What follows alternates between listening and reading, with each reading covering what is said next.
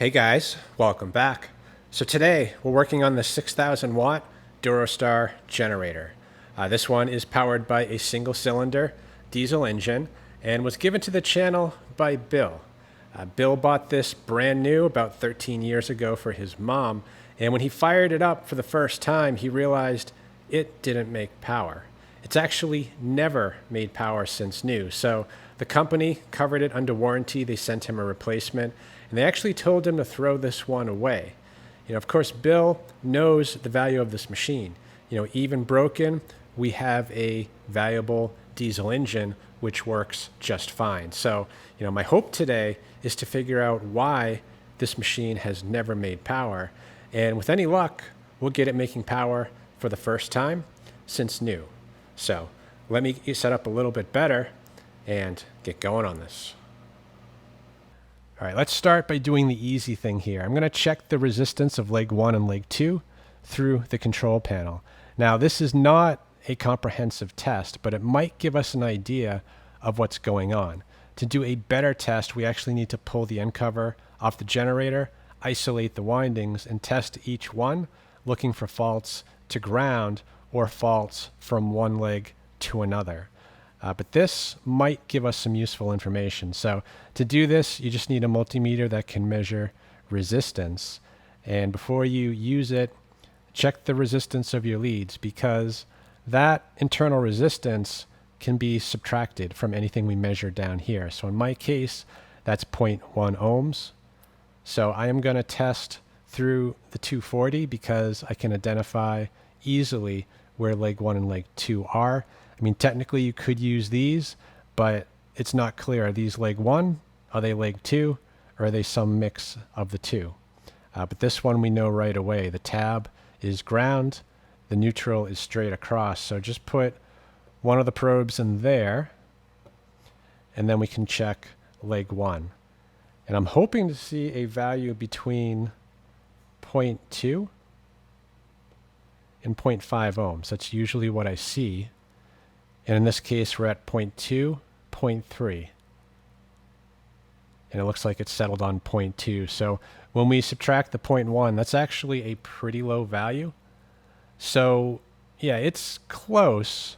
I wouldn't say it's a red flag, but it's definitely something to keep in mind. So let's check the other leg, and hopefully we see the same. And we don't. We actually see, well, it said 19 million ohms, but this meter maxes out at 20. So yeah, I think that's the problem there. So let's just double check the circuit breakers, make sure none of them are tripped. And no, nothing is tripped. So I would say we have a problem. With any luck, it's just a wiring issue. So to find out for sure, let's pull the cover off the generator and test the stator directly.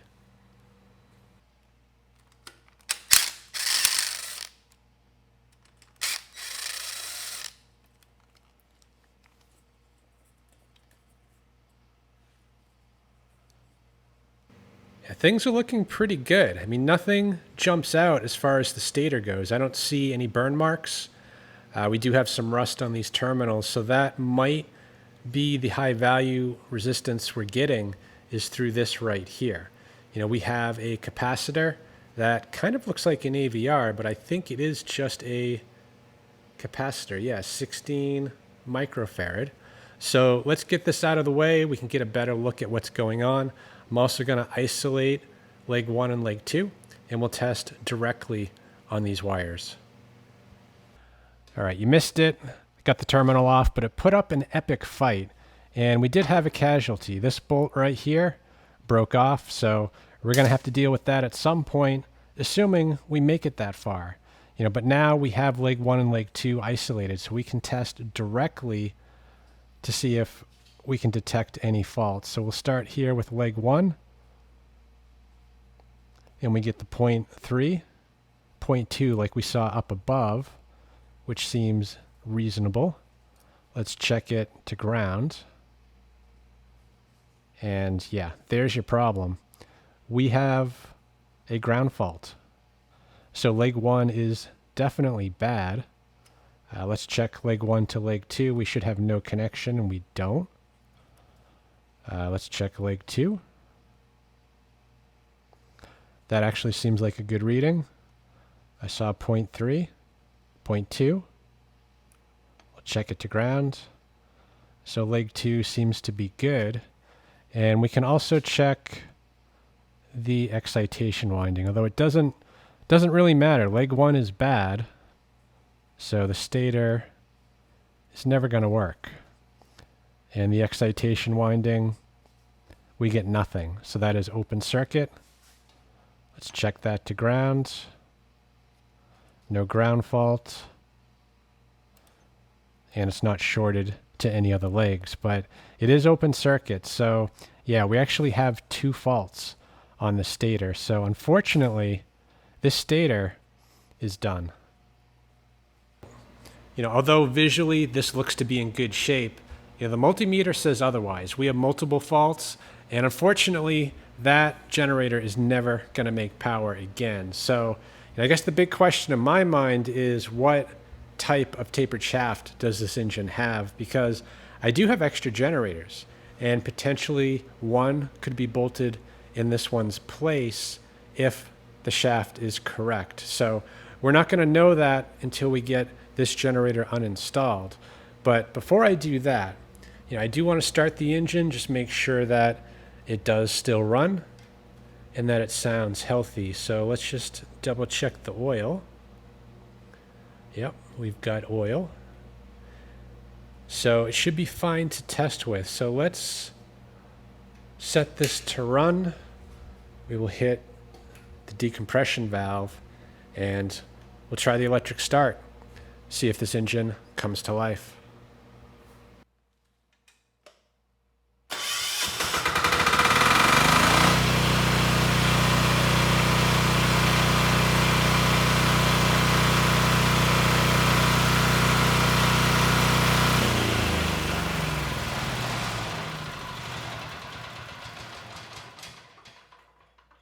Yeah, I've got to say, diesel is probably the way to go with a generator. I mean, gasoline, especially with ethanol, it goes bad extremely fast. Diesel, not the case. There's no carburetor to go bad. The fuel lasts a very long time, and I'm actually willing to bet the diesel in this tank has probably been in here since this was new. And the tank is in fantastic condition. So for once, we don't have to deal with a fuel issue.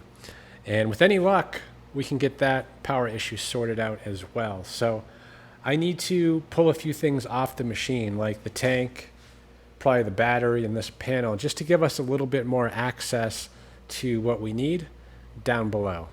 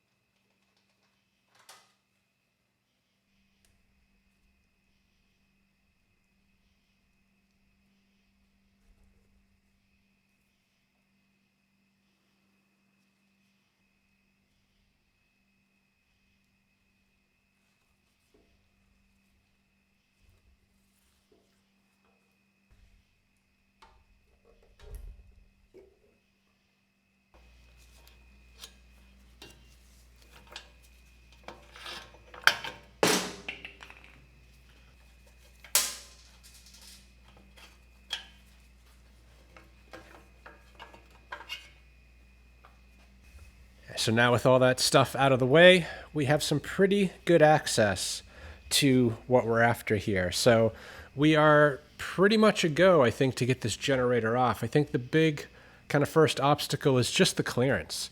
You know, this is part of the frame right here, and the top of the stator is pretty much at the same level. So, you know, usually I prop this up and slide the stator off, but in this case, I think I need to start by removing the stator mount. That'll give us about an inch clearance to work with, which should be just enough to slide that stator out of there.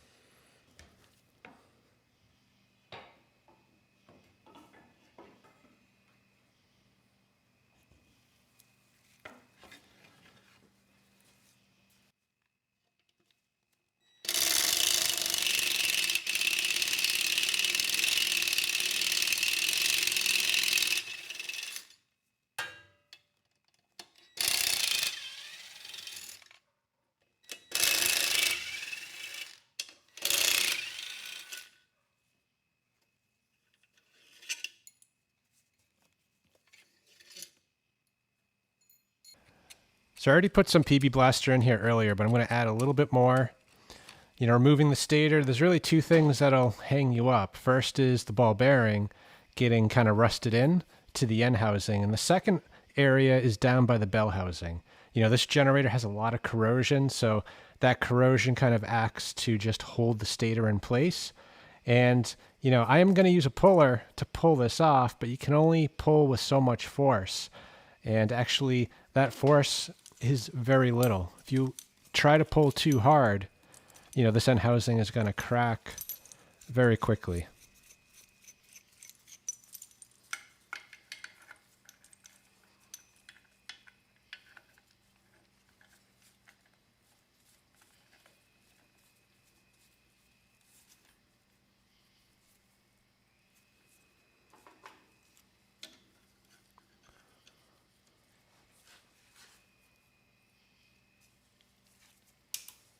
Oh yeah, this one's coming right off.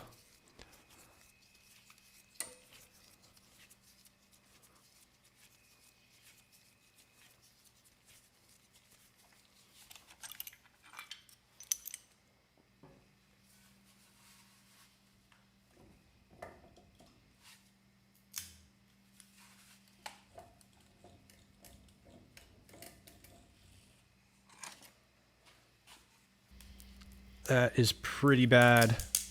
So clearly we have a failure right here on the back side of the stator. You know, in the front it looked okay. The multimeter told us otherwise, and now that we have it removed, we can clearly see with our own eyes that, yes, the insulation failed. The stator is definitely bad.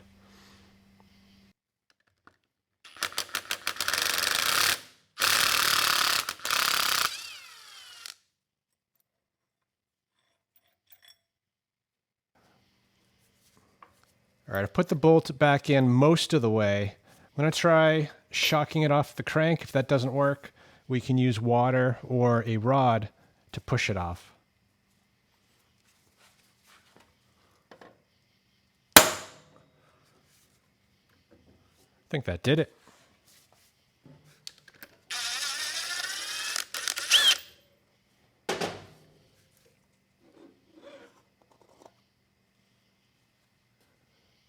I think we might be in business here. This tapered shaft looks a lot like the one that's used on some Briggs, Yamaha, and Subaru engines. And if that's the case, then I have a generator that should bolt onto this engine. So let's finish up the uninstall. We do need to get this bell housing out of the way. And then I want to test fit the generator that I think will bolt on to this engine.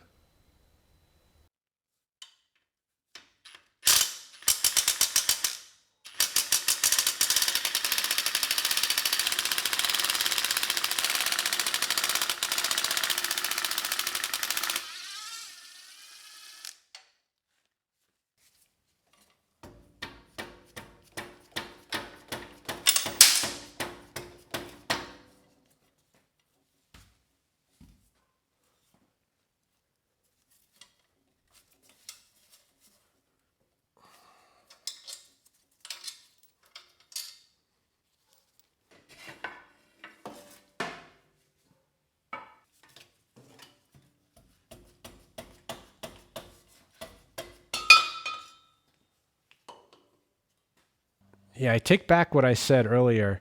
With the bell housing on, it was kind of hard to see what was going on here. But now that it's off, I'm thinking this is actually a Honda clone tapered shaft. But it is sending me mixed signals. The actual taper itself does look like a Honda clone, but the shaft is a little bit too long, longer than I normally see. Also, Honda clones, they don't usually have a removable bell housing like this one is. And also, the rotor bolt is the diameter of a Honda clone. The Briggs style, it's a much thinner bolt and doesn't thread on. So, for kicks and giggles, let's just throw the Briggs style rotor on, see how it mates with the shaft. And assuming that doesn't work out, we'll try a Honda clone.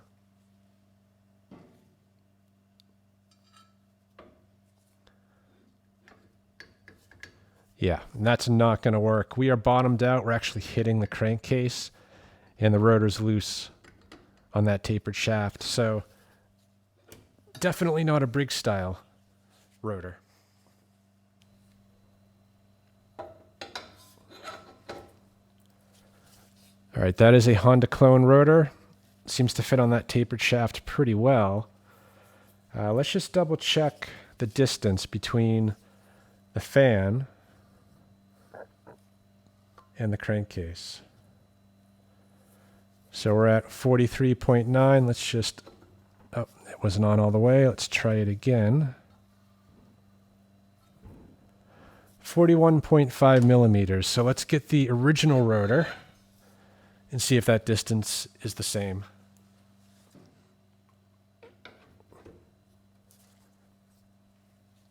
All right, so we got the original rotor on.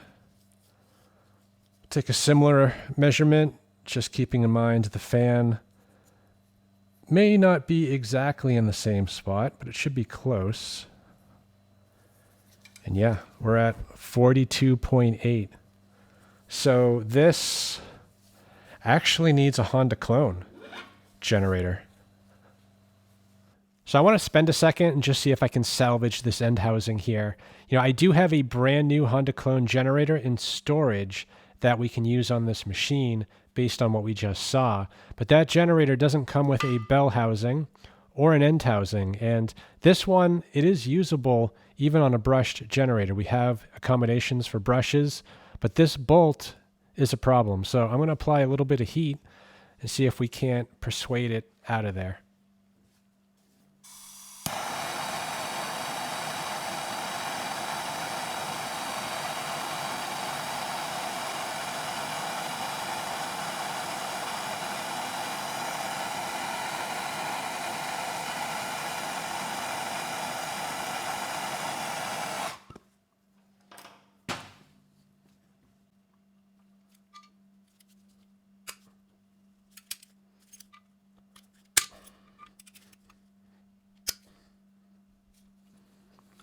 Yeah, I think it's turning.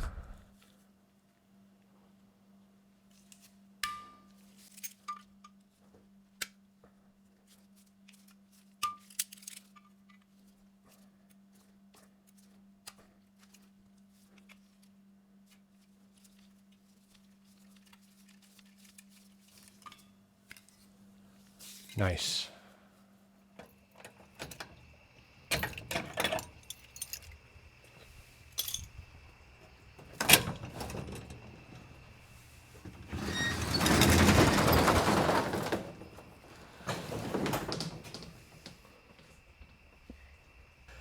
So I'm at the storage locker, and as you can see, I have a small stash of stators.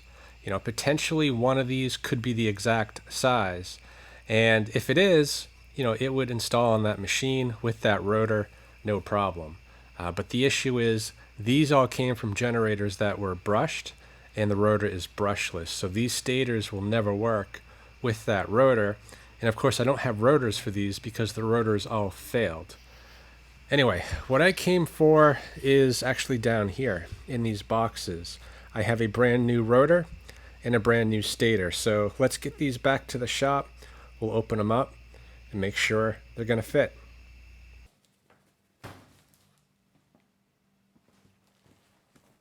I'm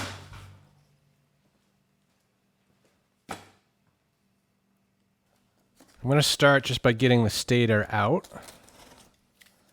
Now, I don't think I mentioned this earlier, but this stator is meant for a Ryobi, 5500 watts. So that could be an issue because this generator was 6000 watts, and the circuit breakers, I'm sure, are for 6000 watts. I guess the thing that's a little bit confusing is that if you type in the part number and you go to the website, any parts website, it calls this a 6 kilowatt stator. So is it 6 or is it 5? And by 5 I mean 5.5. So if it's 5.5 and I run it under a 6000 watt load, you know, is that going to cause a meltdown? Not sure. So I'll roll that out of the way for a second. I have a bag of hardware, stator bolts, rotor bolt, and in here should be the rotor.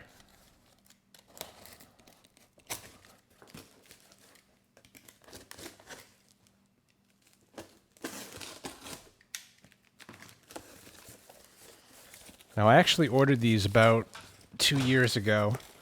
Ryobi was selling them dirt cheap. I think the stator was about $120. And the rotor, I think it was about $80. So I really wish I stocked up on these because the price now, at least last time I looked, it was about 2 or 3 times that amount.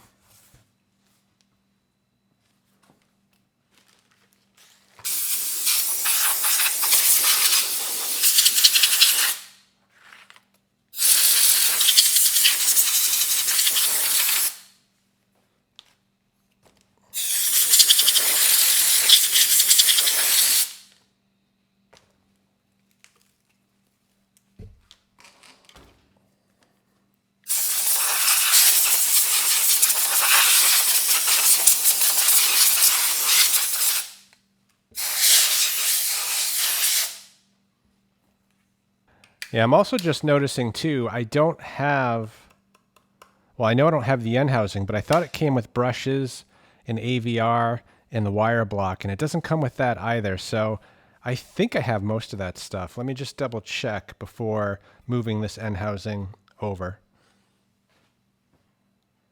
All right, so I do have an AVR and a brand new wire block and maybe a slightly used set of brushes. So good. We have what we need. So I'm going to roll this out of the way. We'll get the bad stator kind of in view, and we'll get the end housing off. So there's 2 bolts here that go through the stator. The sole purpose is just to align the end housing. And not all stators have these bolts. And it's kind of a pain to get everything to align. So this really saves a lot of work. So if you have the bolts, I would definitely recommend using them.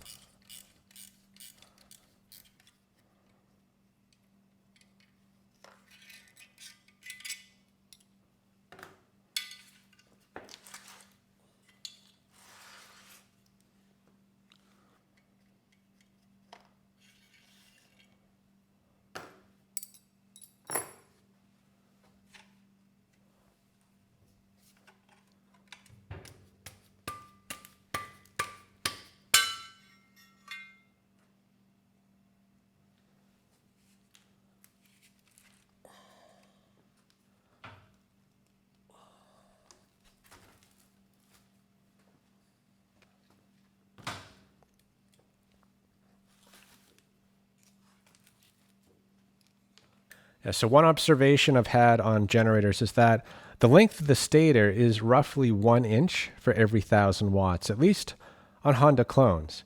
That's not a hard, fast rule. It's just an observation I've had, and it's not exact. But if you see a generator that has a 3-inch stator and it says 6,000 watts, chances are they're not being truthful. So the old stator comes in at 5.5 inches, so that would suggest at least 5,500 watts. And the new one, it's about 5.25. So yeah, a little bit less capable, I would say, than the old one. But they are very close. Now, being that the new one is shorter by 1/4 inch too, that might complicate mounting it to the frame. The existing holes may not line up to where we need to, so we might need to make some new ones. So let's get the end housing on. I want to test fit everything and make sure that this is going to work out.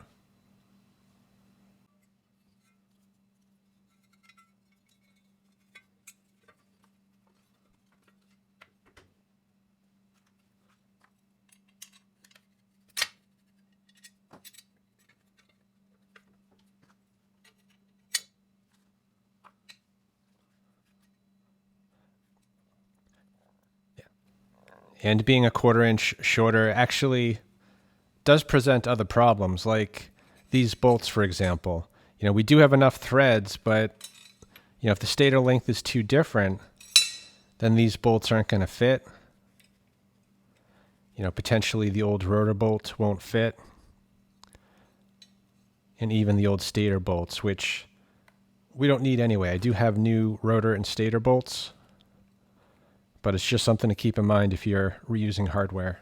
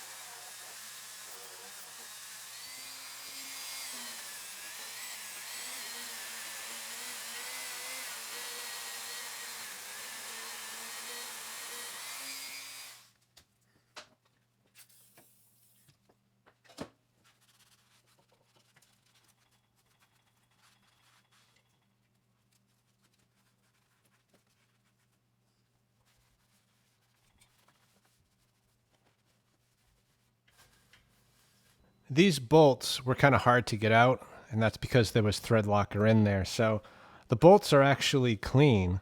The thread locker stayed behind. So before reinstalling these, I am going to heat this area a bit just to make it a little easier to go in.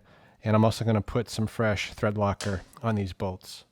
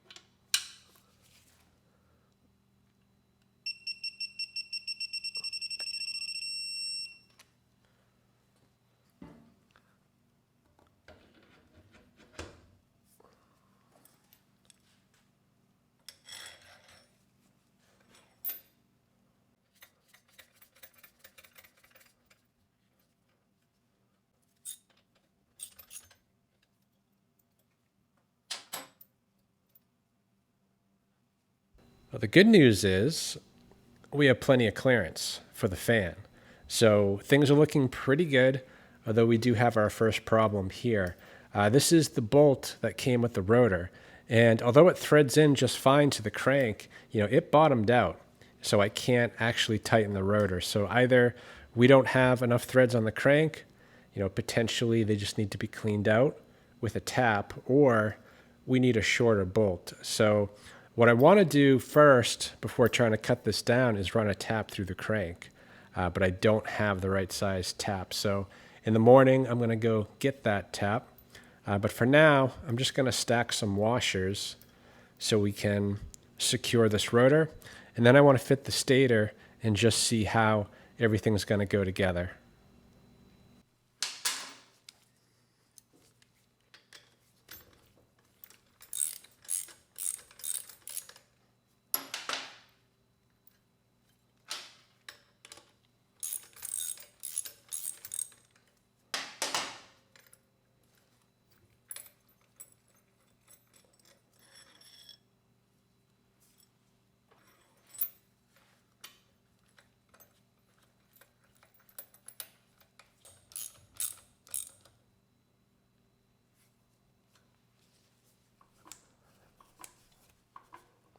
Okay, beautiful. The rotor, it is locked onto the shaft. Now, I'm not going to torque it down. Like I said, I need to pull it off again at some point, but I'm really want to put everything together and just make sure that this is going to work.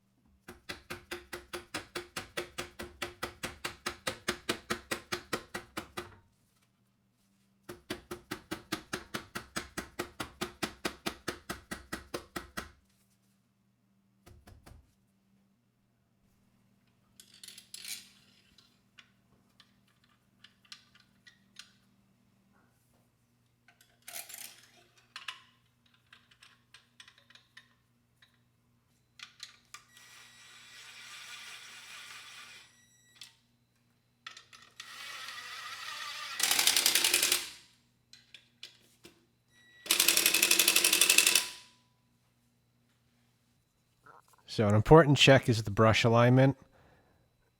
If the rotor kind of didn't go on the tapered shaft correctly, or the tapered shaft is a different taper, then things aren't going to line up. So we want to make sure that we have a brush on each slip ring.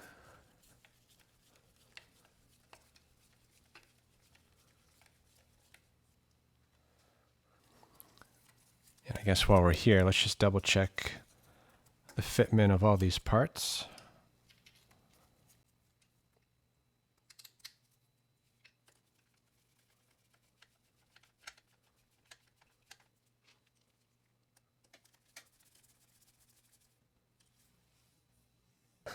Everything bolted up without issue, and the AVR, I didn't bolt it up, but I did kind of hold it in place, and that is not going to be an issue. So things were looking pretty good. And then I took the camera and just took a peek in here to see the alignment of the brushes on the slip rings. And unfortunately, the alignment's off. So yeah, I'm not sure why it's off. The stator, it is fully seated. The ball bearing's fully seated. But the rotor is not torqued down. So potentially it might self-correct when we do that. Worst case, we can shim it. I actually did just shim it with a couple washers, and now the alignment, although still not perfectly centered, the brushes are fully on the slip rings. So, worst case, this will solve the issue. Anyway, that is not the only issue. We have a few more. The original stator had an auxiliary winding, which plugged in right here, and I'm thinking that was for the 12 volts out, for the battery charging, if you're charging an external battery. So this stator doesn't have that, so this is not going to work. So no big deal. You can still run a battery charger off of the AC voltage. But that also brings up another issue. You know, this, to shut it down, there is a mechanical shutdown, but there's also a solenoid that is likely powered by 12 volts. So, you know, is that powered by the battery? Is that powered by the auxiliary winding that we don't have anymore? Or is it powered by the regulator that's over here? We actually have a coil behind the flywheel, so this is still going to work. And I'm fairly certain that is connected over to that fuel shutoff, because when we tested the engine earlier, this was disconnected and the key did shut the engine down. So I think we're going to be okay. And if we're really lucky, that regulator will also charge the battery. So we will double check that as well. The other issues are actually kind of big issues. The generator does have a voltage selector switch. So in 120/240 mode, it runs leg 1 and leg 2 in parallel. And in 120 only mode, it runs leg 1 and leg 2 in parallel. Sorry, that is in series, that is in parallel. So it actually takes the legs and rewires them. So to do that, you need to have access to 4 wires. 2 wires for each leg, and unfortunately this one only has 3 wires. They've already pre-wired it in the stator to put these in series, leg 1 and leg 2, so there is no way to run this in parallel. So if we leave the switch and someone puts it in this mode, it might cause a meltdown. So this switch and all the wiring related has to be eliminated. And then that, I guess, brings us to the last big issue. The test we did way back in the beginning of the video was just to test the resistance of leg 1 and leg 2 through this outlet. And what we saw was that leg 1 was 0.2 ohms, leg 2 was open circuit. And it didn't matter what mode it was in. It was open circuit. And when we isolated everything down here, yeah, we found a ground fault, but leg 1 and leg 2 were both 0.2 ohms. There was no open circuit. So that tells me we have a wiring issue in the control panel. And potentially, you know, it could be something as simple as a loose wire, or maybe it was a short circuit. Maybe something was wired wrong, and that's what led to the failure of the old stator. So I definitely don't want to power this generator up until these problems have been figured out. So let's get the control panel opened up and see what we see. I'm thinking before we open this up, let's just double check the wires and figure out where we don't have continuity. So I'm using the multimeter again, just set to measure continuity. And when we get a connection, we're going to hear that multimeter beep. So I'm going to put this clip down on the ground wire. And then if we probe up here on the ground, we hear it beep like it should. So that wire seems to be fine. If this is bonded to neutral, we should also hear it beep right here, which we don't. And then of course, leg 1, leg 2, we shouldn't hear anything, and we don't. So the ground wire is good. So let's move to the next one.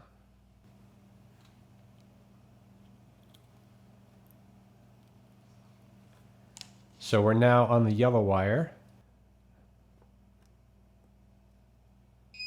And the yellow wire is connected to neutral. And likely there's going to be another wire to neutral. So I've just moved over to the green wire. And the green wire is the second neutral wire. So far everything tests well. Let's check the black wire, which I'm guessing, yeah, that is leg 1 and nothing else. So now we're on the last wire, and that one, by process of elimination, has to be the one that's the issue. And actually, we have a connection. So I think the issue must have been the corrosion on that wire block.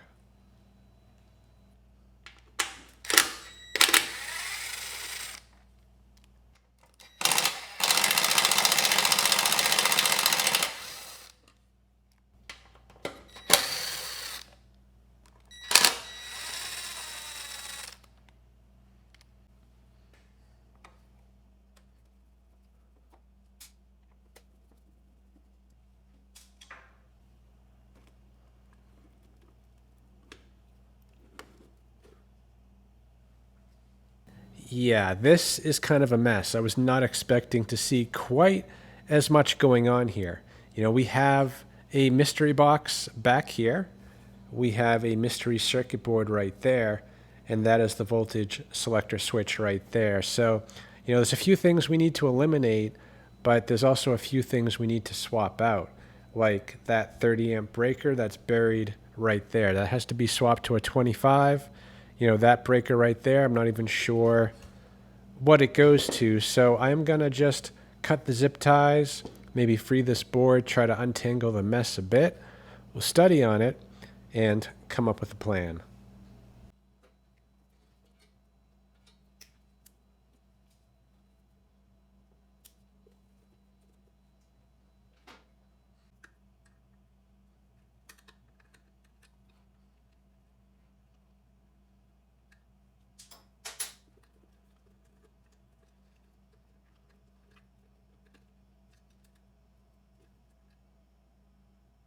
So I don't think we need to worry about this mystery board, but from what I can tell, it just looks like a couple of full bridge rectifiers. There's really nothing too complicated going on over here.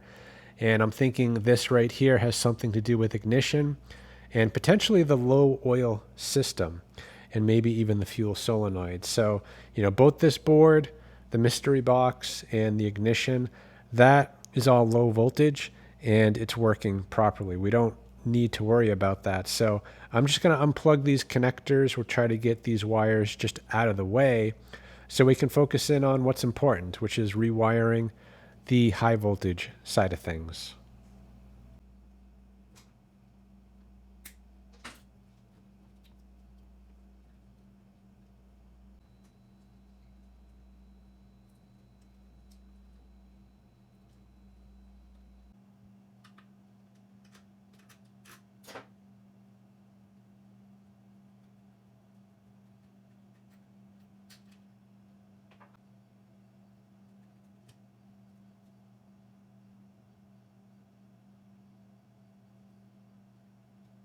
All right, I've got a plan, and it's complicated. So I'm not sure how much of this detail I'm going to cover or even show.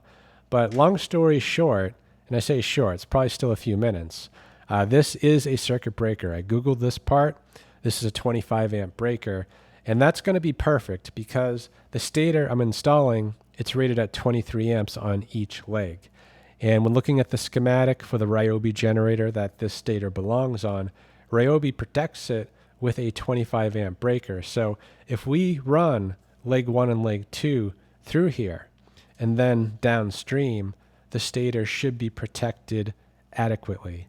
That said, though, this voltage selector switch kind of complicates things because depending upon the mode, not everything goes through this breaker. So they've added a couple of extra breakers, one right here and one right there, which come into play when you move that switch around. But since we're eliminating this switch and all the wires related to it, this breaker can be bypassed as well as the one right there. We'll keep this one because this is a 20 amp breaker, which will protect this 20 amp 120 volt output. So, if that was it, we'd be done.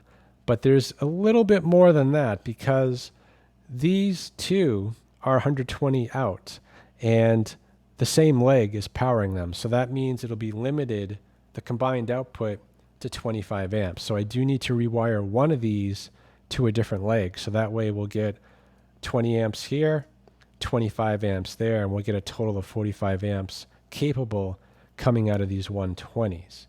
This right here, it's mostly wired okay, but we might have to adjust a few things. The ground wires are perfect. We don't need to touch that. And the neutral wires, which are actually the green wires, are also perfect. But we do run into issues over here because we actually have two neutrals. And I think the green and the yellow were the neutral wires. So if we look up here, we have the green, which is fine. And then we have the yellow, which actually is the hot wire. But again, it depends on what mode you're in. So things get a little bit confusing. So I'm thinking I'm just going to keep these colors, the yellow and the red, as leg 1 and leg 2 because that's how most of it's already wired. The yellow is the hot wire on the 120s. Then if I follow it over here to the 240, we actually have red and black. So one of the reds needs to come over to the 120 so that we have different legs on each one. And then the black wire can be replaced with a yellow. So this black wire, it's really not needed. You know, we just have an extra wire because we had two neutral wires coming up, which was needed for the selector switch. But now that that's going to be gone, we're not going to need that anymore. So yeah, enough talking. Let's get to rewiring.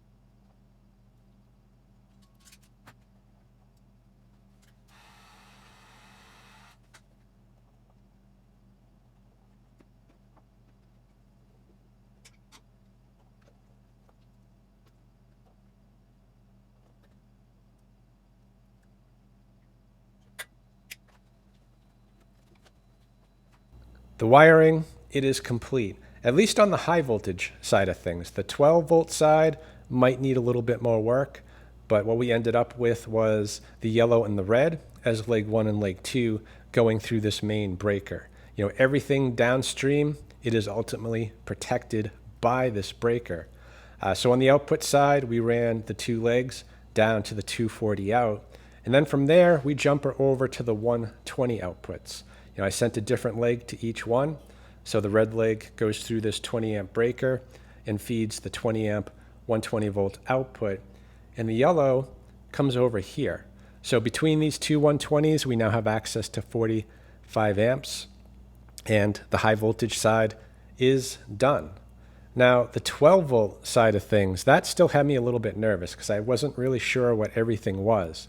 So I did Google search a diagram for a DS7200 and came up empty, but I did find one for a DS7000, and that has the exact same control panel, and that shed a bunch of light on kind of what's going on with all these 12 volt systems. So starting with the mystery box back here, this is actually for remote starting the generator. You know, I don't have the remote, but that is powered by the coil behind the flywheel. So theoretically that would still work. So I am going to leave that exactly where it is.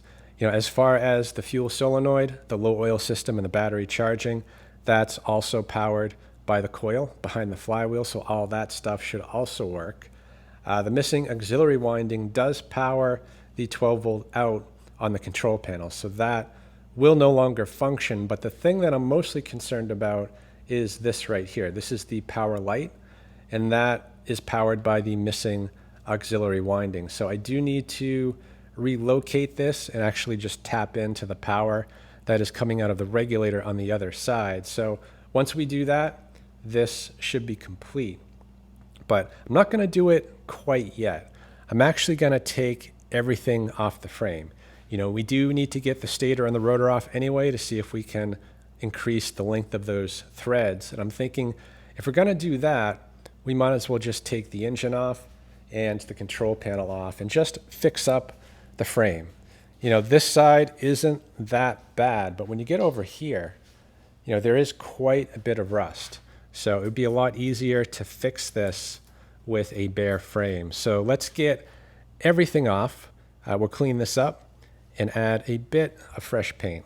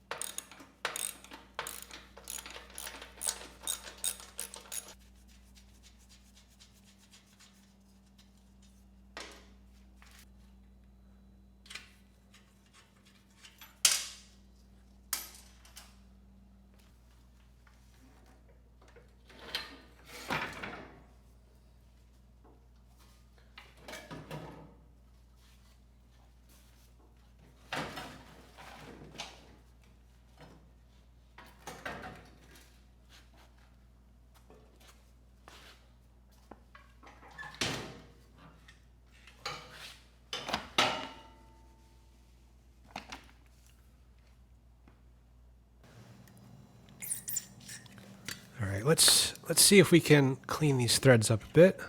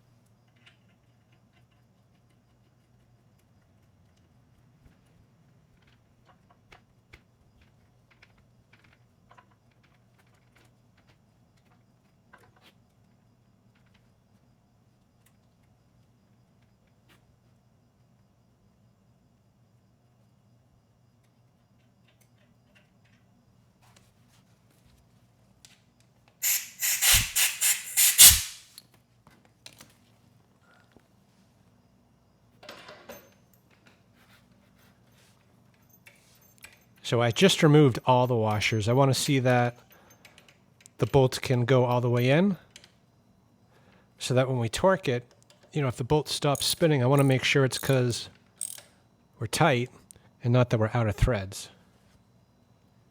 And in this case, we're tight. So the only thing on there now is a lock washer and the bolt fully tightened up. So I will add one washer, but the threads, they are cleaned up. So I think we're in good shape.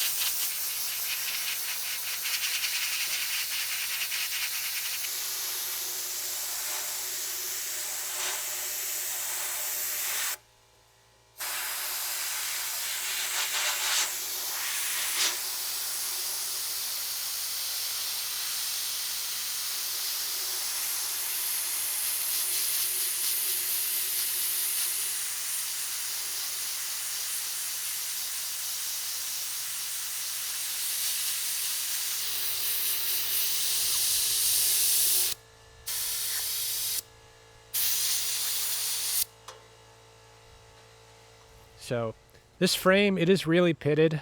I was hoping to sandblast it all to get all the nooks and crannies. So I went to Harbor Freight and bought the sandblaster that you see here, and it ran pretty well for a while, and then this nozzle just shattered. And of course, it didn't come with an extra, so no sandblasting today.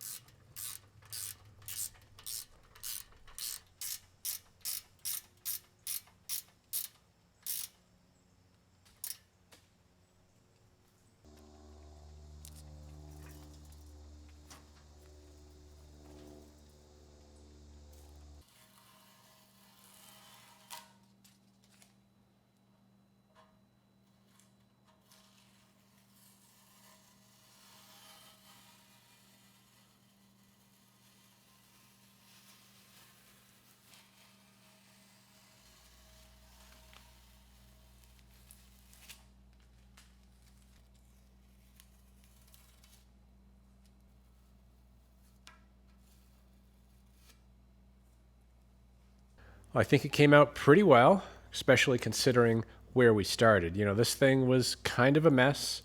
The sandblasting, although it didn't quite work out, I did get kind of the worst area over here. There was a lot of pitting, a lot of nooks and crannies that the wire wheel and the sander couldn't get. In retrospect, though, I think sandblasting may not have been the best option. It was pretty time consuming and messy. I think a better choice would have been just to spray some rust converter to get the rust out of the areas I couldn't reach any other way. Anyway, it's done. We are ready to get the engine back on. I think the big challenge here is going to be, well, the weight, but also not scratching this fresh paint job. Although it's dry, it's not fully cured, And it's not going to take a whole lot to scratch some of that paint off.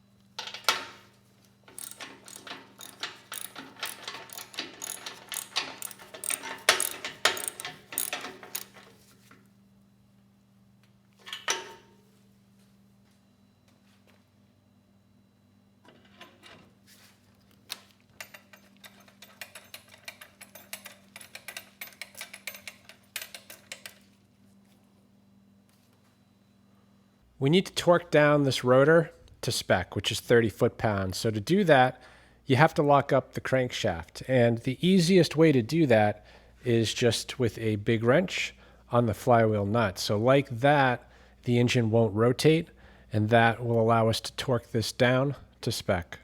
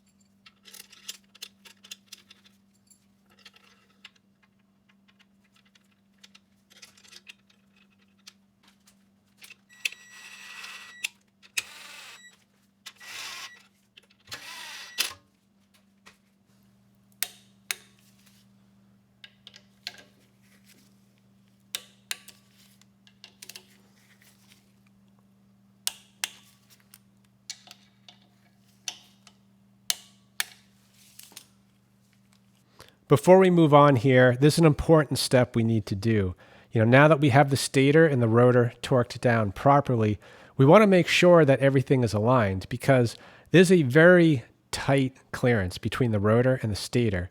And if the alignment is slightly off, the engine may not rotate at all, or it will rotate, but it scrapes between the stator and the rotor. And if that happens, you're going to make quick work of a new generator. So, if this was a gas engine, I would pull a spark plug so there's no compression, no chance of starting accidentally.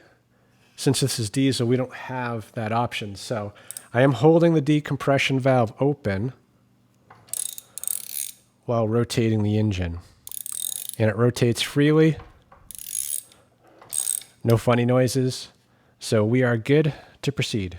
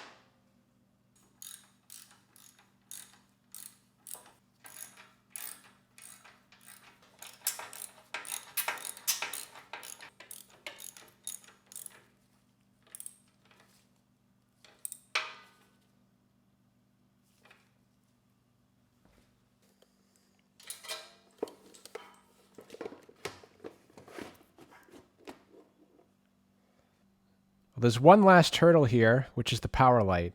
And I was originally thinking about wiring that into the voltage regulator. This is a 12-volt light, but I'm not so sure I like that idea because it's not really measuring if the generator's working.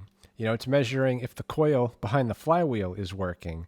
And I don't think that's really a good indicator. So I do have another light that runs on 120 volts AC. So if this fits in that hole, I'm going to swap it out for something a little bit more appropriate.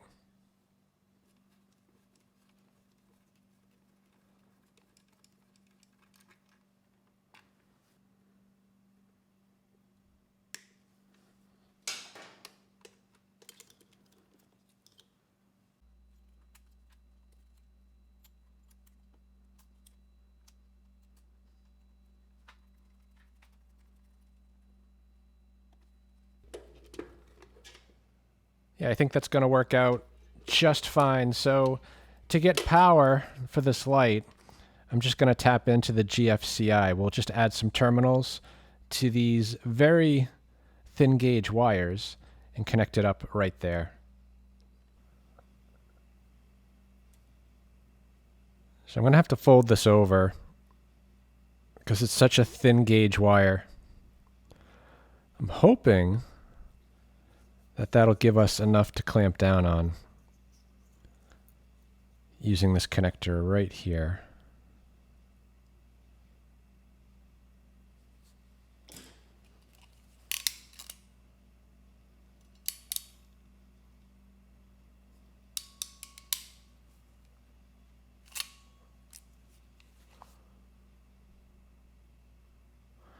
Yep, that one is good.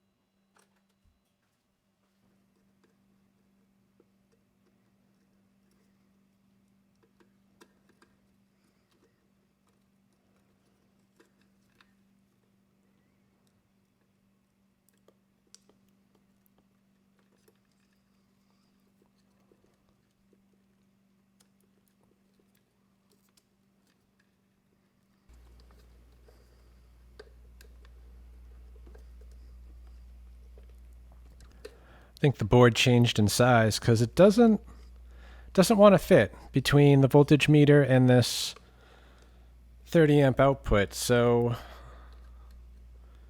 I know it was in that hole and it was clocked a little bit to the right, kind of like this. Oh, maybe.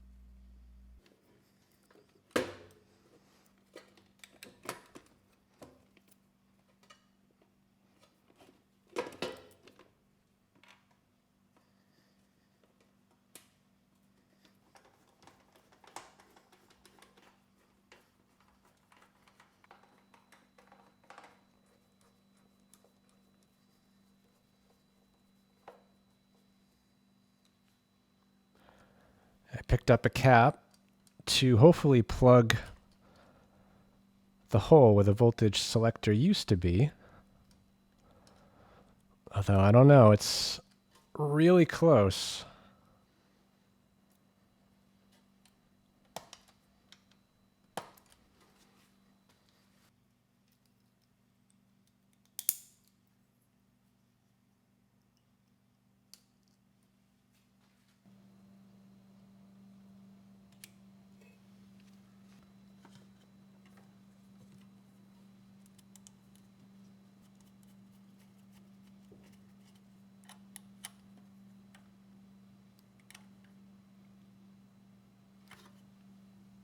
Going to do a quick reality check on the wiring up here. I haven't connected anything to the stator yet, so I just want to make sure things are going where I intended. So I'm going to start by checking the ground, which is the yellow wire with the green stripe. We should have a connection here and to each of the ground wires in these plugs, which we do. Let's just make sure we don't have a connection somewhere we shouldn't. And we don't. So the ground wire seems to be fine. Let's check the neutral, which is green. Not the best color.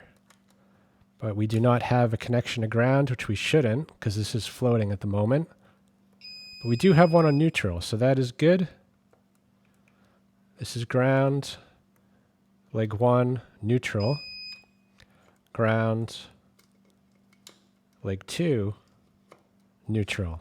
And this one, we don't get anything, actually, because this is tripped, and it won't reset. I think we need power to reset it, so we're actually not going to be able to test the neutral on the live through here until this is started and making power. But as long as we don't have a short, it should be safe to attempt to start it. So now I'm probing on the yellow wire, which is leg 1. So we should not have a connection to ground. And we don't.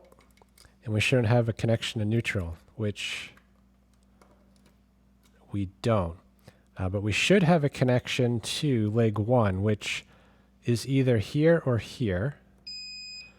And it's the bottom one in this case, not the top. And the yellow wire, I ran over to, I believe, here. Yep. And then the yellow does not jump over to here. So we'll test the last wire, which is the red, or leg 2, we'll call it.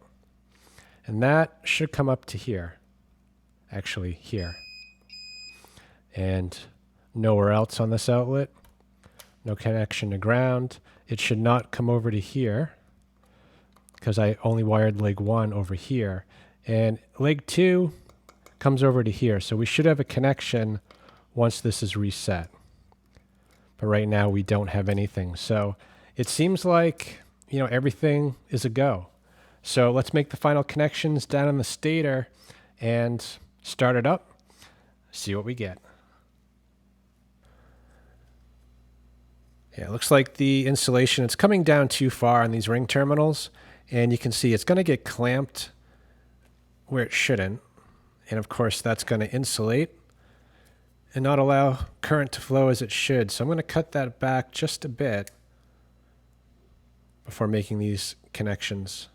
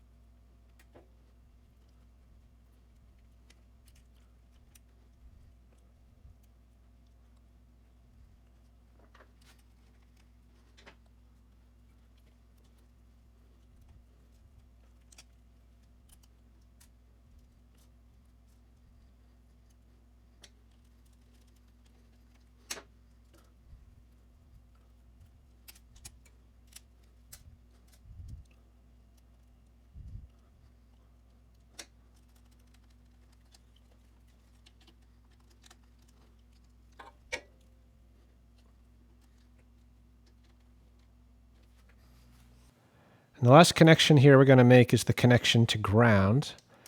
And I'm also going to use this jumper wire to bond this generator to neutral, because right now it is a floating neutral, and that's fine if you're going to connect it to your house because you don't want two bonds in one system. But when you're running it as a standalone, like I'm going to do, you want to have this connection over to neutral like that, because without it, you know, a live wire could touch the frame and everything become live, but there's no path for the current to go and no circuit breaker trips. So like this, if there is a short to ground, you know, the current will flow on the neutral and trip the circuit breaker.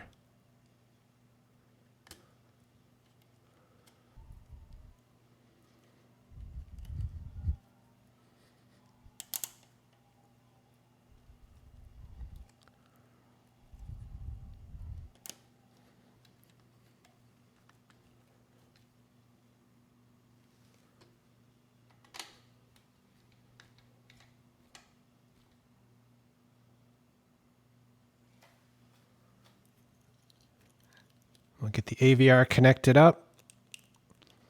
For the brushes, you want the red wire usually on the left, which is the positive wire.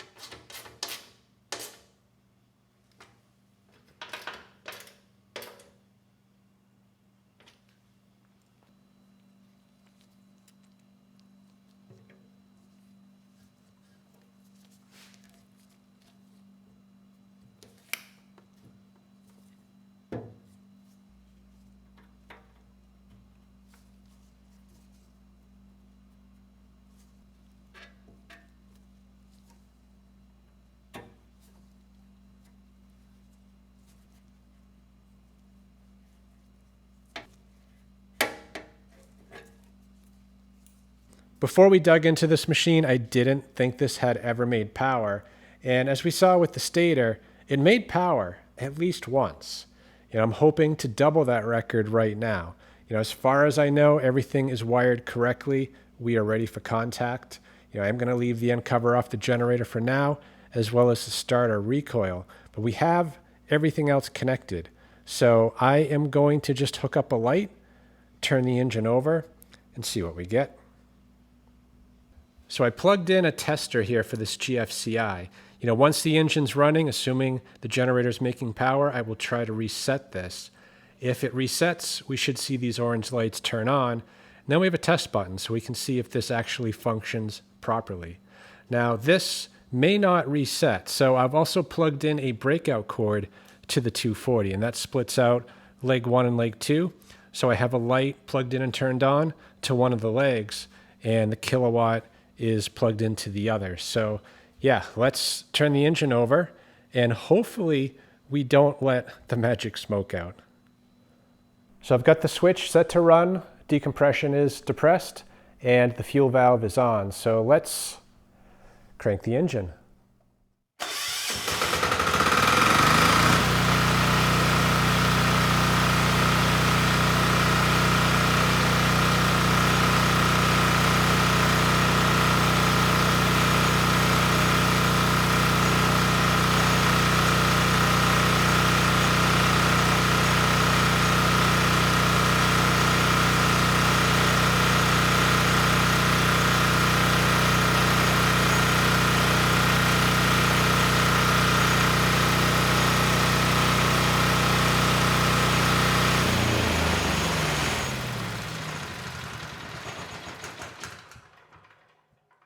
Well, I'd be lying if I said I wasn't a bit nervous.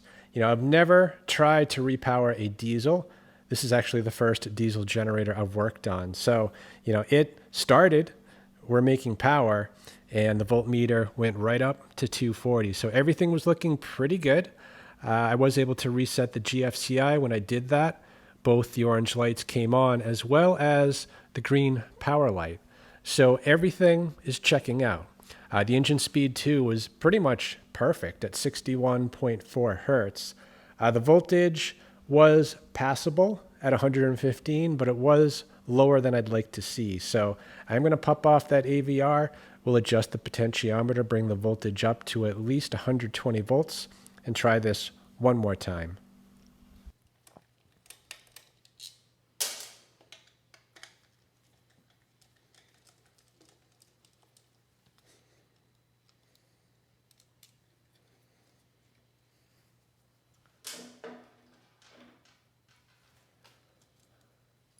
So this little guy right here is the adjustment, and they actually hid the adjustment under that blob. So right there, there is a little screw, and usually one full turn will adjust at about 2 volts.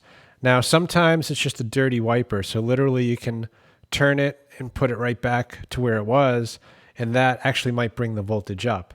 In this case, this AVR didn't originally go with this generator, so it's not really adjusted for it, and that's likely why we have to make the adjustment. So since we're at 115 volts, we need to turn it at least 2.5 turns. Usually it's 2 volts per turn, but not always. So that's 2.5 turns clockwise. So I'm going to let it dangle right there. We'll start it real quick and see where the voltage is at.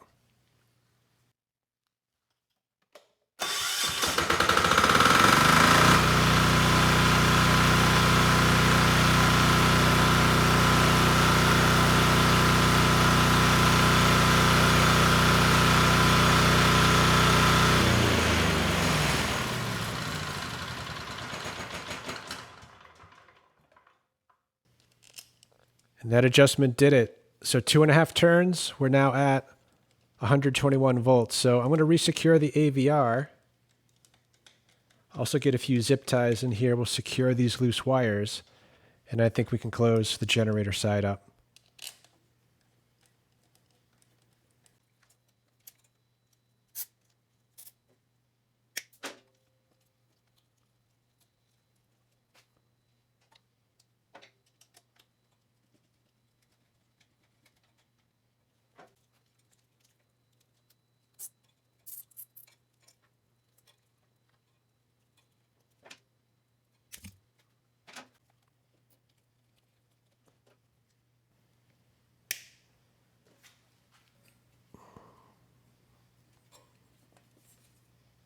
Wow. How is that loose? So I noticed, even though I tightened the screw up here for the neutral and the ground, it's not actually tight. So I guess we'll try to tighten it again.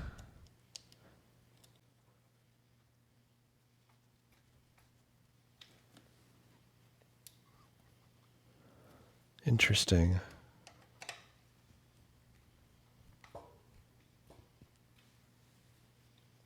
Still loose. My bolt supply, it's dwindling, and the one I had right there, actually the threads were bad, so I did come up with another. This one has some rust on it, but the threads are in fantastic shape, so I think this should solve our problem.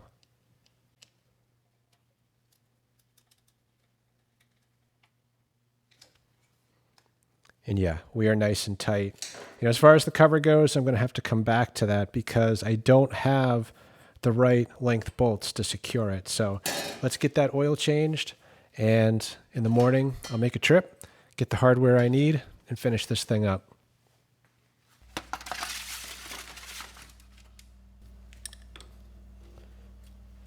Wow. That pipe is completely loose. I am shocked we are not leaking, so let's tighten that up before we pull the drain bolt.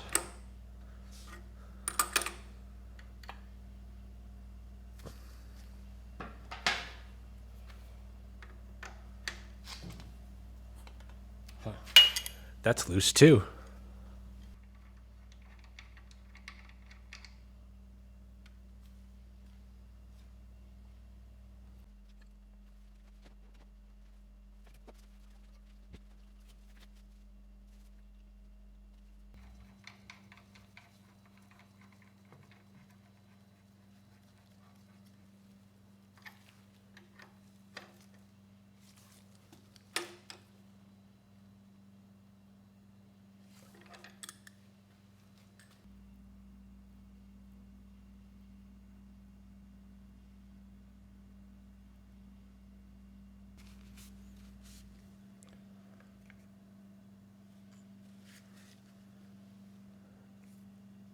Yeah, that should be good. We are pretty much at the full mark. So it took 1.4 liters of the good stuff, Rotilla T5, 10W30.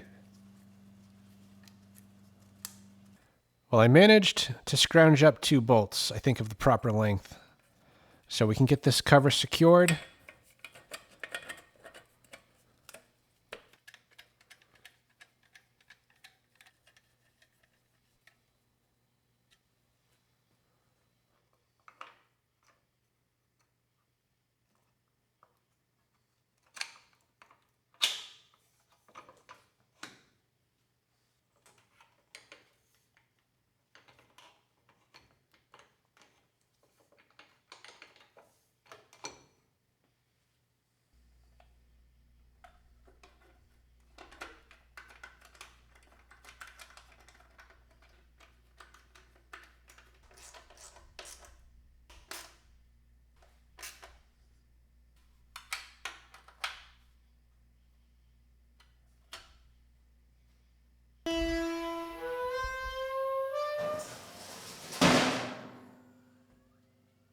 All right, I think we're ready for the first time in this machine's life to roll some coal.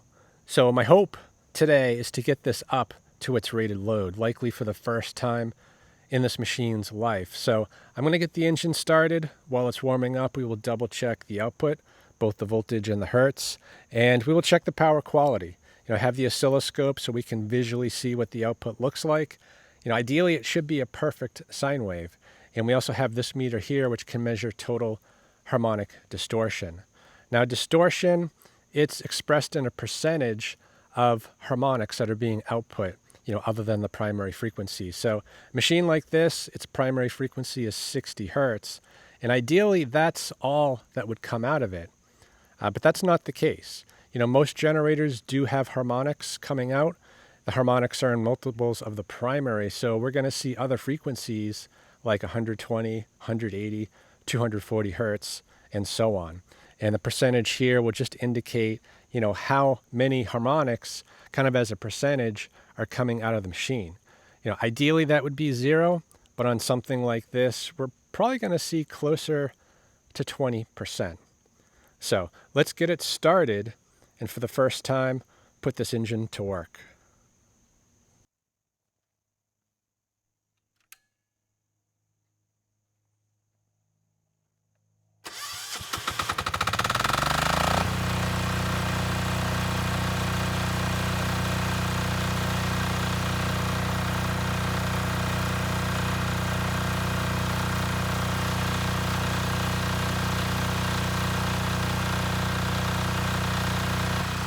All right, I'm going to have to do a voiceover here.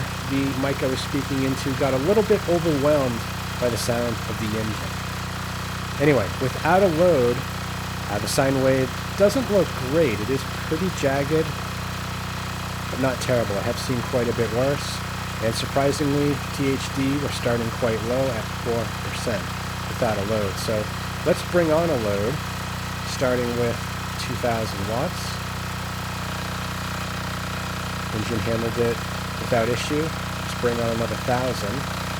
So now we're at half load, 3,000 watts.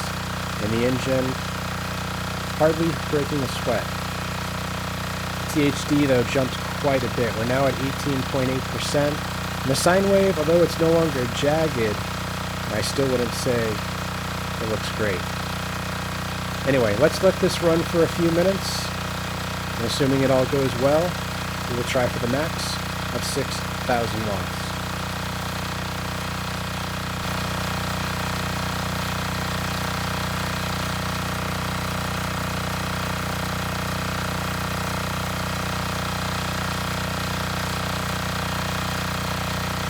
Alright, it's been a few minutes, and the engine continues to run just fine, so let's try for the max here. I'm going to swap 1,000 for a 2, so we're at 4,000 watts.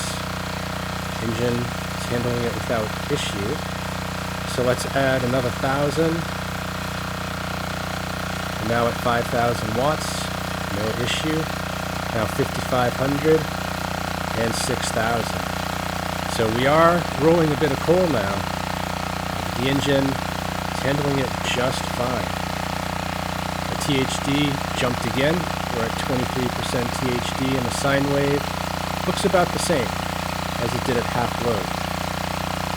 So we'll give this a few minutes and check back.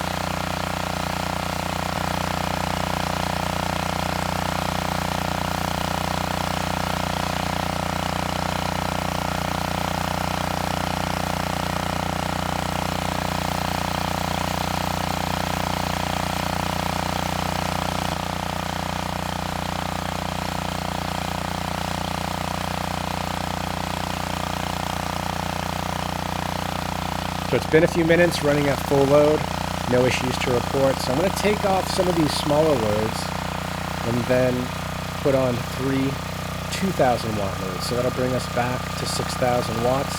And then I'm going to try a bit more, which would technically be an overload. I'm going to try for 6,500 watts. And we're losing speed. So yeah, 6,500, I don't think it can do reliably. So this is limited to 6,000 watts, which is fine because it's a 6,000 watt machine.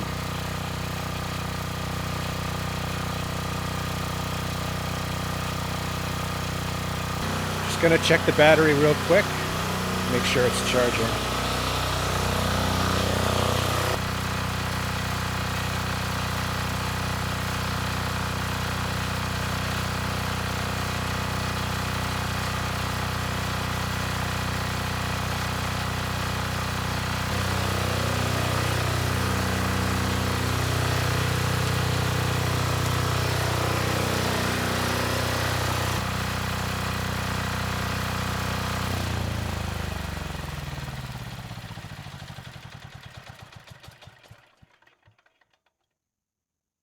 Yeah, I've got to say, this Yanmar clone continues to impress. You know, not only does it consistently start well, but it handles a load very convincingly.